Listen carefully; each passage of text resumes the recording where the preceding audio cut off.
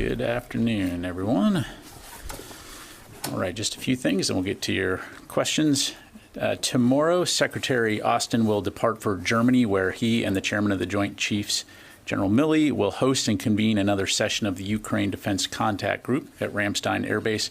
And as I highlighted earlier, the contact group has been instrumental in identifying, synchronizing, and ensuring delivery of the military capabilities the Ukrainians need to defend their homeland against Russian aggression. The Secretary and the Chairman look forward to meeting with defense leaders from the approximately 50 nations that comprise this important group dedicated to Ukraine self-defense. Prior to his arrival at Ramstein, Secretary Austin will travel to Berlin to meet with the incoming German Minister of Defense, Boris Pistorius. Separately, more than 600 National Guardsmen, soldiers, Marines, and airmen are making their way to northern Michigan this week to take part in the winter portion of exercise Northern Strike 23. The Michigan Army National Guard will host the exercise January 20 through 29th at the Northern Michigan All-Domain Warfighting Center. Now in its 10th year, Northern Strike allows active duty, reserve, and guard units to challenge themselves in near Arctic conditions while training to meet the objectives of the DoD's Arctic strategy. Participants will battle wind, snow, and sub-zero temperatures while utilizing skis, snowmobiles, and snowshoes to meet their training objectives. As the National Defense Strategy makes clear, the changing climate is creating new corridors of potential future interaction in the Arctic region, so exercises like Northern Strike help ensure our service members are ready to meet those future challenges head-on. Also, I know there's already been some press reporting on this, so I can confirm that in the coming weeks, Secretary Austin will travel to the Republic of Korea and the Philippines to meet with senior government and military leaders in both countries as the United States and these two critical allies continue to bolster our defense partnerships. This upcoming trip is a reaffirmation of our deep commitment to working in concert with allies and partners to chart our shared vision to preserve a free and open Indo-Pacific. And with that, I will take your questions. We'll start with AP. Tara. Hi, Pat. I want to ask about the Ukrainians getting trained at Fort Sill. Have all the Ukrainians arrived? Has training begun? And just putting in a request for all of our media organizations, can we get some access, some video, to be able to show what's happening there? Yeah, thanks, Tara. On the latter point, we're certainly aware of the requests for media access and are in communication with the Army on that front, so we'll keep you updated. Training has begun, as we've talked about before. That training will last for several months and train upwards of 90 to 100 Ukrainians on use of the Patriot missile system. And so those troops have arrived at Fort Sill and have begun their training. Thank you. Jenny. Thank you, sir. I have two questions.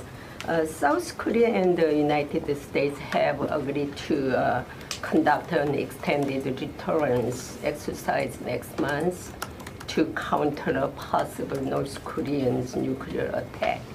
Is it actually a plan, joint plan and joint execution using the United States nuclear assets? In terms of exercises, I don't have anything to announce. I'd encourage you to talk to USFK. They could provide you any details. As you know, we don't typically announce certain exercises well in advance.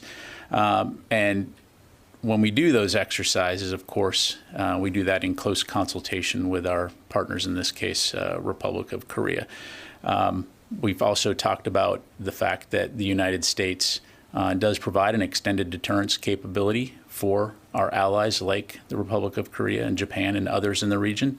And we will continue to focus on training and making sure that we can be interoperable when it comes to working together. Yeah, does it include the TTX, like the tabletop exercise? Again, I'd refer you to USFK. I don't have any other details. Last weekend, the United Nations Command released the photos of B-29 bombers bombing North Korea Pyongyang 72 years ago. At this point, does this circumvent the United States, extended deterrence strategy? I'm sorry, Jen, I don't understand the question. Can you ask that again? Because last weekend, the UN command released the photos of B-29 bombers were bombing the North Korea's Pyongyang, 72 years ago, Korean War. At this point, why they release this in this time, it kind of does circumvent the U.S. extended deterrence strategy. Yeah, I don't have anything on that. I'd have to refer you to the UN on that. Sorry. Thank you. Carla. Thanks. ANP is reporting that the Prime Minister of the Netherlands has said that they're going to send a Patriot missile defense system to Ukraine. He's here in Washington. Can the Pentagon confirm that that's happening? And then I have one other follow-up. Yeah, I cannot. I'd have to refer you to the Netherlands to talk about that. Okay, thank you. And then separately on Afghanistan, there's been an Afghan commando detained at the border. Special forces fought alongside, not directly with U.S. troops, but alongside U.S. troops. Is the Pentagon concerned that he could potentially be deported back to Afghanistan?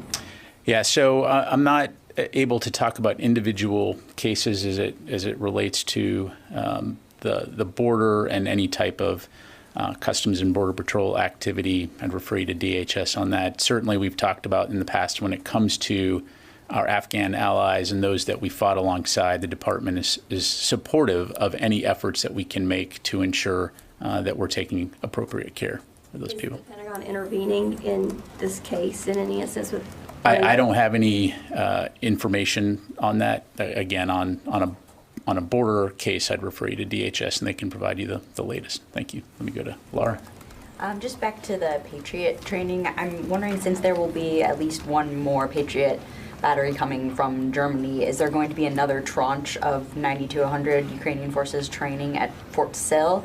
Is that going to be part of another tranche in a couple months once this is finished, or are they going to be more forces coming to train at the same time? How's that going? Sure. So as of today, this is the only tranche, but of course we'll continue to keep that dialogue open.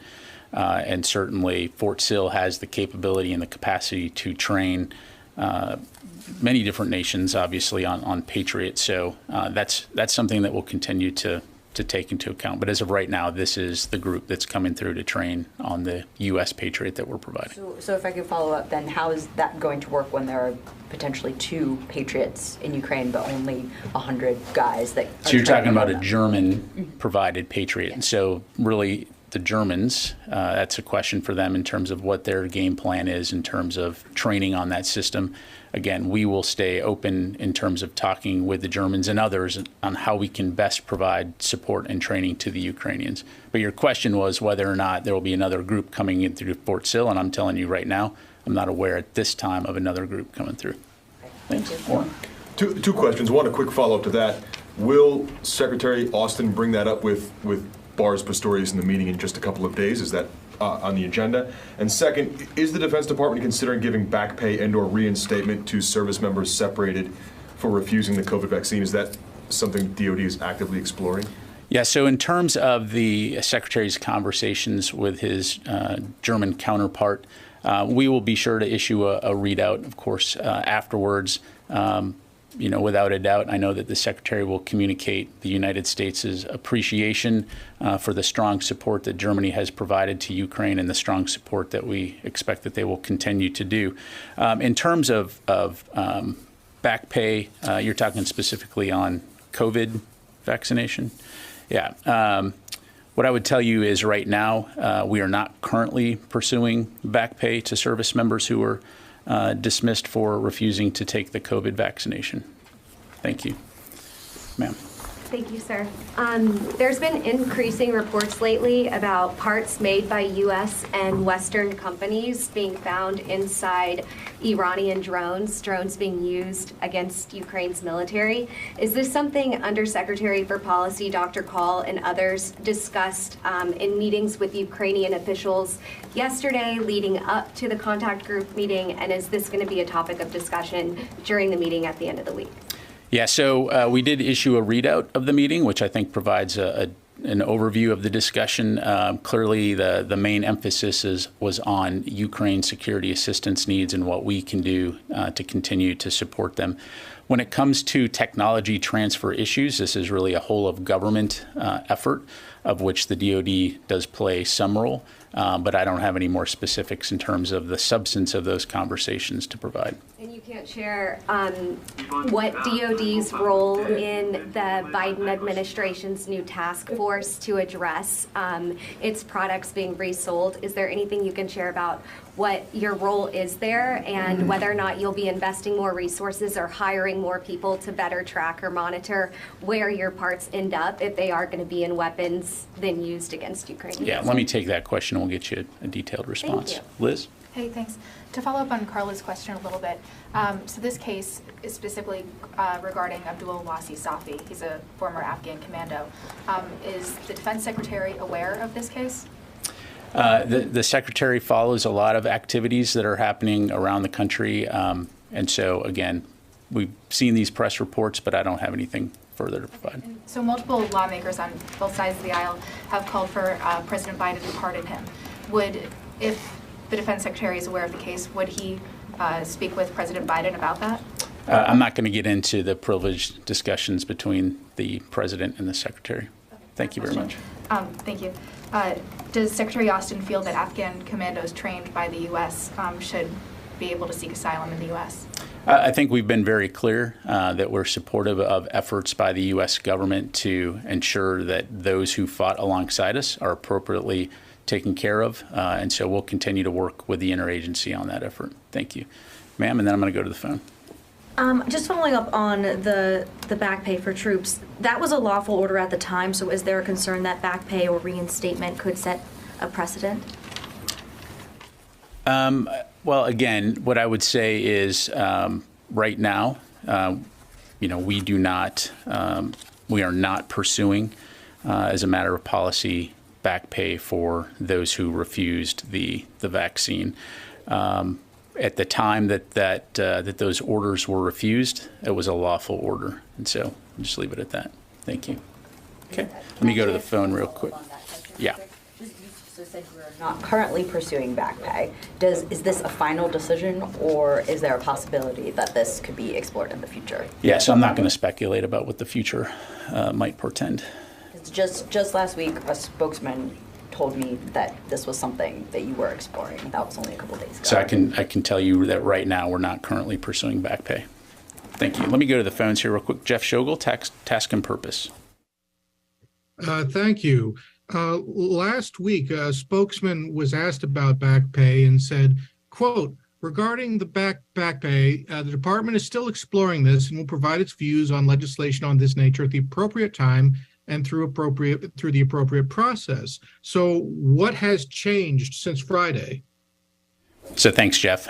So again, today, as a matter of policy, we're not currently pursuing back pay to service members who refused to take the COVID vaccine.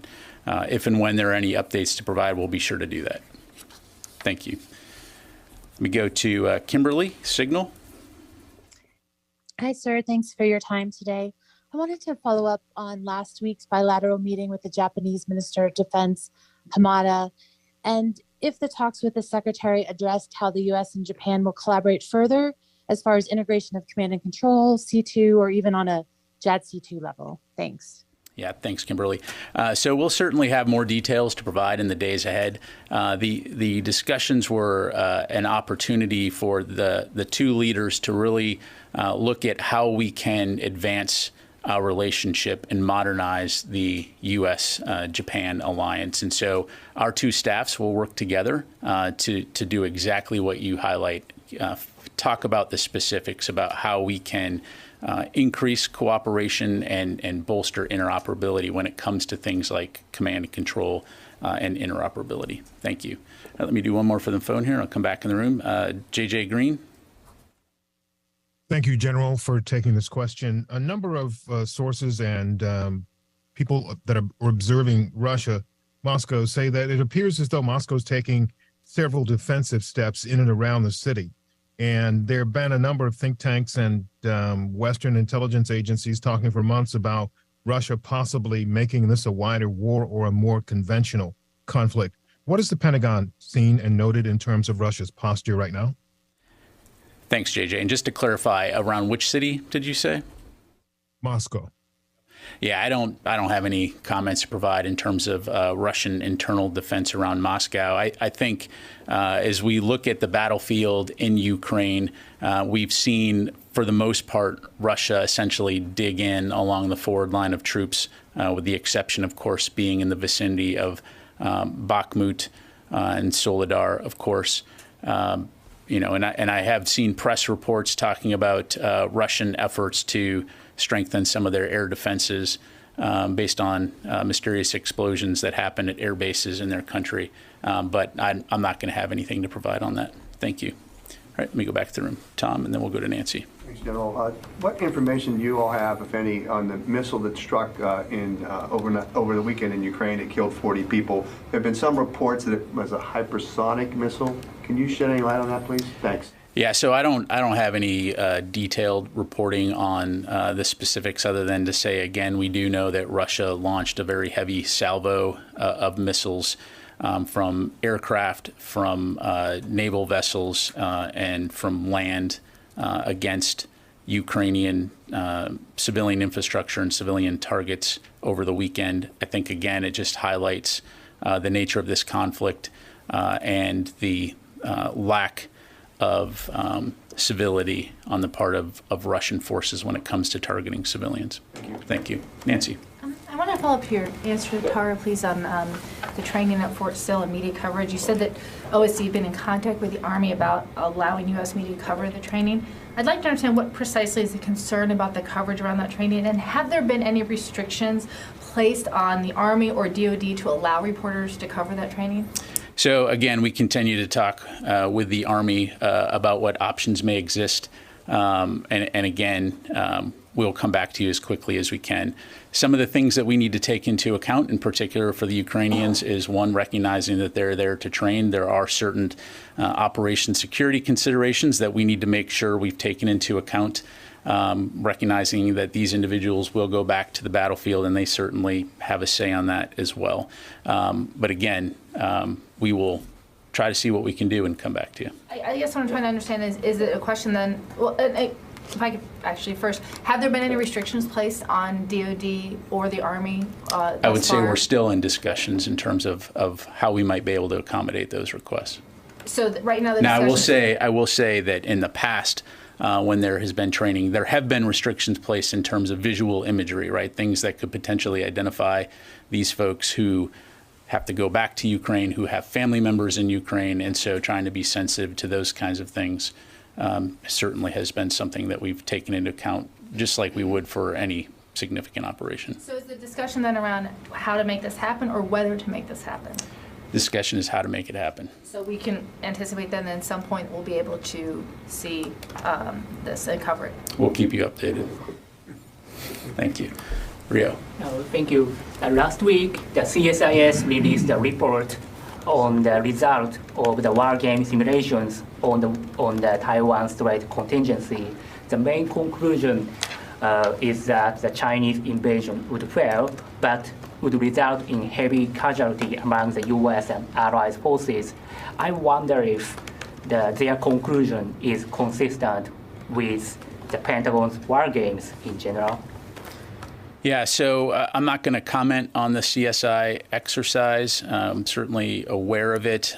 More broadly speaking, we've been very clear, as you know, this has also been included in the National Defense Strategy, on the challenge that conflict in the Indo-Pacific as it relates to Taiwan would be. And so as a Defense Department, we recognize China as the pacing challenge. We continue to do what we can to ensure that we can deter and prevent conflict, but if necessary, that we would fight and win. Thank you. Joe. Thanks. General, the former U.S. Army Europe Commander Ben Hodges tweeted recently that the U.S. should now be providing Ukraine with ATACMS, Gray Eagles, small diameter bombs to deny Russia the use of logistics hubs in Crimea and in Russia and Belarus. The U.S. recently crossed the threshold in sending armored vehicles to help Ukraine take back territory. What's the Defense Secretary's view now on sending precision weapons with ranges of as much as 300 kilometers? Yeah, well, I think Secretary Austin's been very clear that we continue to maintain an active and ongoing dialogue with our Ukrainian partners, with the international community, on what are Ukraine's most urgent needs when it comes to the battlefield and the current situation there. And so going into, for example, the contact group this week, he'll have the opportunity to have those discussions with his Ukrainian counterpart and with our other allies and partners around the table to do exactly that. What are the kinds of things that Ukraine needs to be able to defend themselves and also take back their sovereign territory? So as we have new announcements to make, we'll certainly be sure to pass those along. Has there been any movement on that conversation, or has it been largely in the same place as it's been? Well, I think that's a matter of perspective, right? So, I mean, if you look at this campaign in its totality, if you would ask that question 1 month into the campaign, so it's relative, right? We're going to continue to adapt and evolve and tailor that assistance based on the situation on the ground and based on the capabilities that we can get there to them quickly. So, thank you. Tara. Just a follow-up on the Patriots. How much of the training will be focused on maintenance? And will there be any external support provided, like additional maintenance support provided by the U.S., additional spares? Or are the Ukrainians going to be responsible for keeping the system operational on the ground? So in terms of the maintenance, I'd refer you to the Army for a more granular level of detail. I would tell you that maintenance will be an aspect, operations and maintenance will be an aspect of the training. And in terms of maintenance writ large, when it comes to the capabilities that we are providing on the battlefield, one of the techniques that we've used, as you know, is essentially telemaintenance, right? So remote maintenance capabilities. So that will be something that we will continue to provide to the Ukrainians, not only on the Patriot system, but on a variety of systems as they are employed in the battlefield. Thanks very much. I would just second Nancy's comments too on I think it's an important image to get out there of this partnership between the U.S. and Ukrainians on this system, because there's been so much interest. Sure. No, completely understand. Thank you. Mike? Different, change the subject a little bit. Does the Pentagon have any concern that South Africa is hosting naval exercises next month with Russia and China in the Indian Ocean? Yeah, I've seen the press reports. I mean, South Africa, of course, is a sovereign country. They can choose to exercise with whom they want. So I don't have any particular comment on that, other than to say, you know, we do appreciate our defense partnership with South Africa, and we'll continue to seek opportunities to work alongside them and to further bolster that relationship. You're concerned that if they're working with us and then they're working with Russia, that there might be some sort, there might be some concern about, sharing information or technology that we might share with them? Well, again, I think two things there. One, there are, to put this into context, there are a lot of countries that maintain a security or defense relationship with Russia. Again, that's a sovereign decision for individual countries to make. Many of those nations who have in the past purchased Russian-built or Soviet-era equipment, so it stands to reason that they may maintain some type of relationship. From a security cooperation standpoint, certainly from the U.S. perspective, I think that the types of security assistance the United States provide, to include capabilities, is much more dependable and also maintained, and something that we continue to discuss with various partners and allies around the world on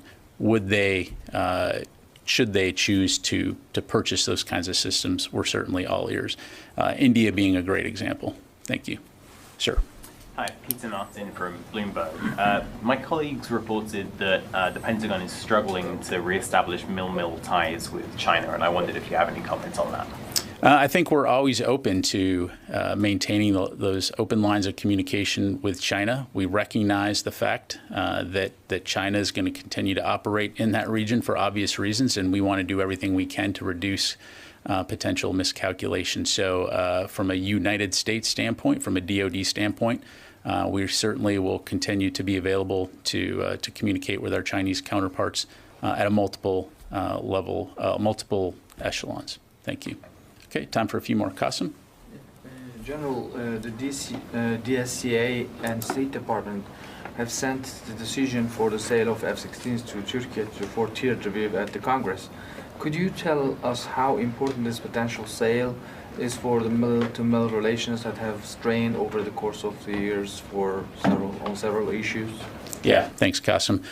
So recognizing the fact that that's before Congress for consideration, I defer to the DSCA to talk about the current status of it. Certainly when it comes to the bilateral relationship between the United States and Turkey, we've always said that Turkey is an important partner, an important ally, and so we'll continue to work closely with Turkey's leaders on how we can bolster that relationship and ensure that our mutual defense needs are considered. Thank you very much. All right, Joe. Hey, I haven't seen you in a while, Joe. Qasim's question. Can we say, is it fair to say that the deal, the F-16 deal with Turkey is kind of related to the F-35 deal with Greece? Do you see any link between both deals? Yeah, I don't want to necessarily connect those two issues. I'd refer you to DISCA in terms of the current status of the deals. Certainly we have a relationship with Greece and a relationship with Turkey, both of which we value. As you might be aware that there is a strong opposition on the Hill vis-a-vis the F-16 deal to Turkey. Is there any message from the Pentagon to the Congress in regards to this matter? And that's a congressional decision to make. I'm not going to stand at the podium and tell Congress what they should or should not do. Again, the United States and Turkey share an alliance, and they're an important partner not only in the region but around the world. And so I'll just leave it at that. Courtney. Just a couple of quick follow-ons from earlier. I think when Liz from Fox asked about the Afghan service member who was detained at the border, she asked specifically if Secretary Austin, and you said we are aware of the press report. So I just want to be clear, as Secretary Austin, he's aware of this case, and is it fair to say he's tracking it, he's following this specific case? I don't have an answer to that question. Okay. And then on the COVID vaccine, I just also want to be clear on that because you keep saying that the DoD is not pursuing it, but does that mean that there's no review or anything that's ongoing about potentially paying back pay, or are you saying that the issue... Yeah, so as a matter of policy, we're currently not pursuing back pay. Okay. And then my last one is just, I'm wondering if there's been some reporting about, on social media mainly, about a delegation of Russian military officials who were in Syria meeting with some of the autonomous administration and leadership, and I'm wondering if that's anything that you have a comment on, if you're aware if there's any U.S. military component to this meeting or anything you can share on it. Yeah, I don't... I just mentioned 2 other countries, but I'm just curious if there's any Pentagon reaction to it, I guess. No, I continue to monitor, but I don't have anything to provide on that. Okay, just a couple more. Let me get a couple other folks in the room here. You, and then you. Thank you, General. General, there is some recently reports about that Turkey are planning to do a new operation in north of Syria. Have you aware about that things, and do you still think there is a concerns about any military operations in this country, in the north of this country? We've been very clear that any type of ground offensive into northern Syria could further destabilize the region and negatively impact the defeat ISIS mission. And so we've communicated that to our Turkish allies, and I'll just leave it at that. Thank you. Sir. In your assessment, thank you. In your assessment, how do the British tanks, what impact will British tanks have on the ground in Ukraine? Well, broadly speaking, and again, I'll allow the UK to speak for itself in terms of the capabilities that it may or may not provide. Broadly speaking, again, as an international community, any type of capability that we're able to provide to Ukraine to assist them in their efforts to defend their territory and be prepared to take back territory, I think is a good thing. Certainly, as we've talked about before, having armor type of capabilities gives them another capability to employ on the ground in order to change the equation on the battlefield, especially as we've seen some of those lines become static. But again, at the end of the day, it's up to Ukraine on how best to employ those capabilities. And the only other thing I'd say on that is the capabilities they've been provided, they've employed to great effect. Thank you very much. Now that other allies are sending or considering sending tanks to Ukraine, how does this change the U.S. position on sending American tanks to Ukraine? So again, I don't have anything to announce. I think we've been very clear when we do have something to announce. We'll be providing the Bradley fighting vehicle, as you know, which again is an armor capability. And so, when and if we have something new to announce, we will. Thank you all very much, everybody. Appreciate it.